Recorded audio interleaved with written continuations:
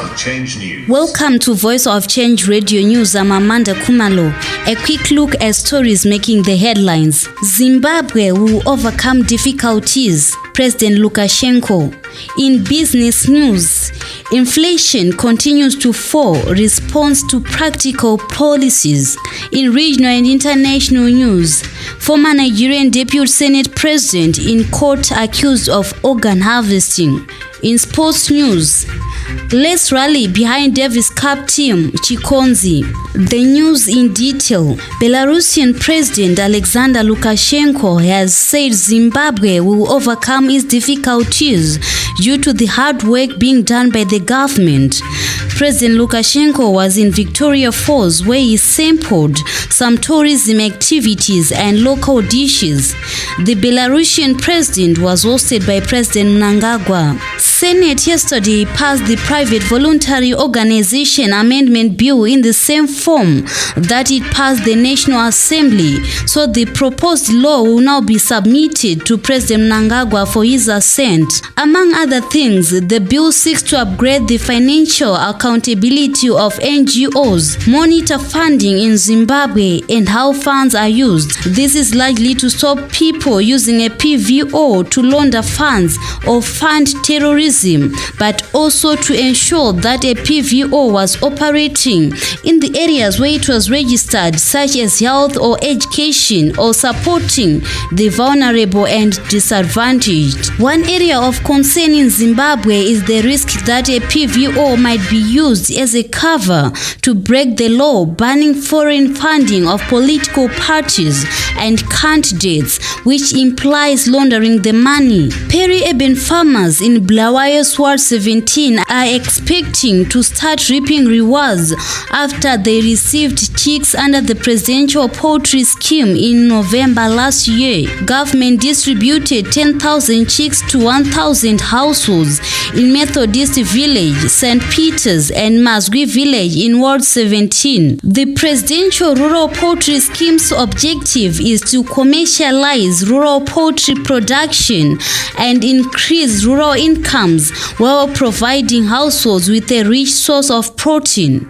It intends to provide 30 million rural chickens to 3 million households throughout the country. The scheme has also raised hopes among rural communities that they will soon become hubs for organically produced live chickens, eggs, chicken meat in the next 2 to 3 years, with the country set to earn thousands of dollars from exports of the products. A look at what is happening in the world of business. The country's month-on-month and annual inflation cooled down in the month of January, with food inflation accounting for the biggest drop according to the Zimbabwe Statistics Agency, ZimStat. Month-on-month inflation rate in January 2023 was 1.1%, shedding 1.3 percentage points on the December 2022 rate of 2.4%.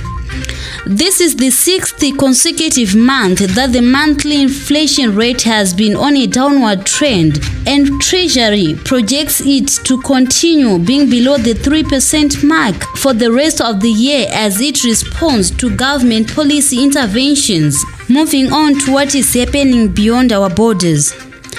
Nigeria's former Deputy Senate President and his wife appeared in a London court on Tuesday ahead of their trial for organ harvesting, but his accused daughter was unable to attend as she is in hospital. Ikekwe Maradu, 60, appeared at the Old Bailey Court along his wife Beatrice, daughter Sonia, and a doctor of bringing a 21-year-old man from Nigeria to have his kidney removed.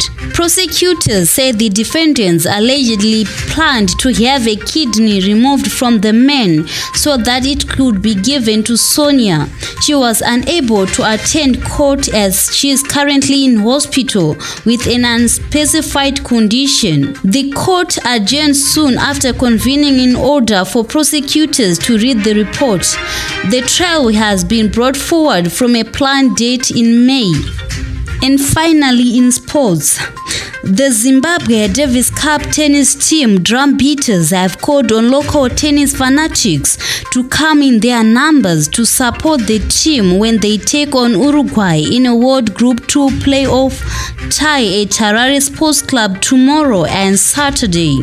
The drum beating group, which hails from Harare's high-density suburb of Mfakosi, is made up of 10 members who have become a regular feature at Davis Cup matches and have since bonded with the players. That ends this news bulletin. Voice of Change News.